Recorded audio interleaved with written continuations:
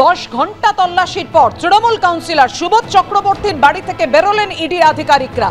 সকাল 6:30টায় সুবোধ চক্রবর্তীর বাড়িতে ঢোকেন ইডির আধিকারিকরা। বিকেল 4:40 ইডির আধিকারিকরা বেরিয়ে যান তল্লাশি অভিযান শেষে।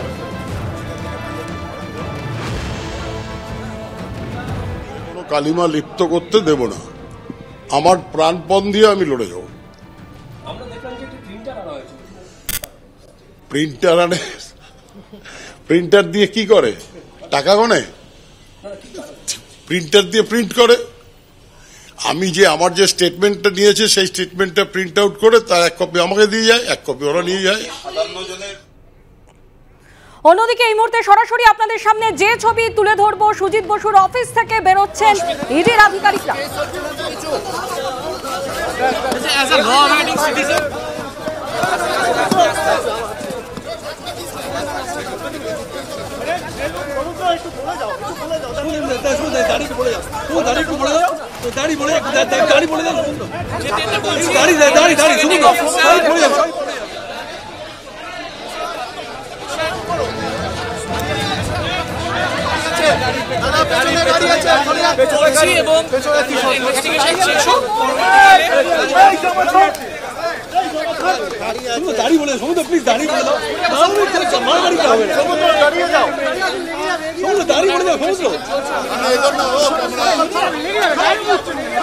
হ্যাঁ, মাইকে ধরছি।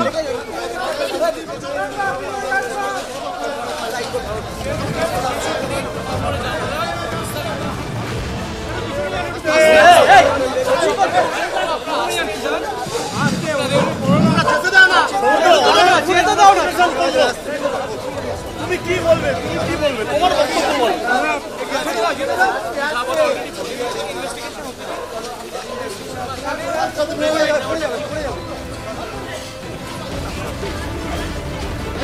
সরাসরি আমাদের প্রতিনিধি ঝিলম করুণজাই আমাদের সঙ্গে রয়েছেন। ঝিলম, আমরা সেই ছবি দেখতে পেলাম যে সুজিত বসুর ছেলে তিনিও বেরিয়ে এলেন এবং সুজিত বসুর যে ব্যক্তিগত অফিস সেই অফিস থেকে বেরিয়ে গেলেন ইডির আধিকারিকরা। ঠিক কি খবর রয়েছে তোমার কাছে?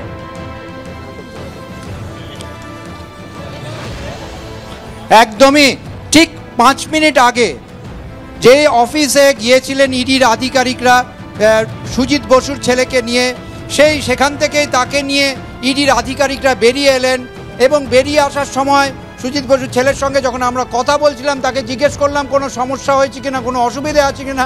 তিনি অত্যন্ত আত্মবিশ্বাসের সঙ্গে কথা বলে তিনি জানান সব কিছু ঠিক আছে, তদন্ত হচ্ছে, ইনভেস্টিগেটিং এজেন্সি যা জিজ্ঞেস করেছে, যা জানতে চেয়েছে আমরা তা দিয়েছি, কোনো উদ্বেগের কিছু নেই, কোনো চিন্তার কিছু নেই এবং ইনভেস্টিগেশনের মতো এগোচ্ছে বলে তিনি জানান।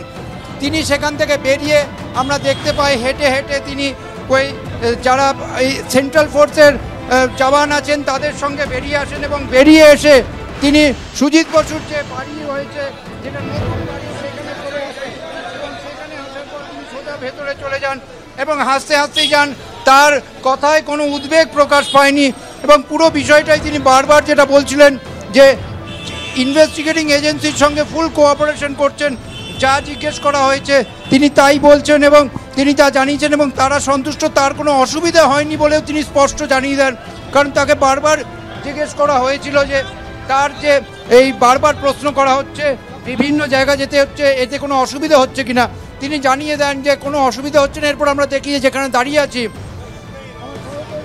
সঞ্জয় চট্টোপাধ্যায় দেখাচ্ছে সুজিত বসুর যে বাড়ি, সেই বাড়িতে কিছুক্ষণ আগেই তিনি ঢোকেন এবং ঢুকে গিয়ে সোজা ভেতরে চলে যান এবং এই মুহূর্তে আমরা বাইরে যেটা দেখতে পাচ্ছি,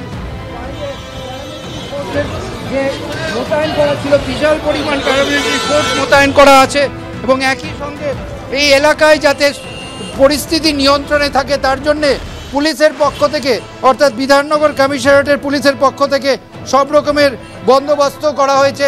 এই রাস্তাঘাটে যাতায়াত যে গাড়িগুলো যাচ্ছে এখান থেকে সেটা যাতে সমস্যা না হয় তার জন্যও ব্যবস্থা করা হচ্ছে।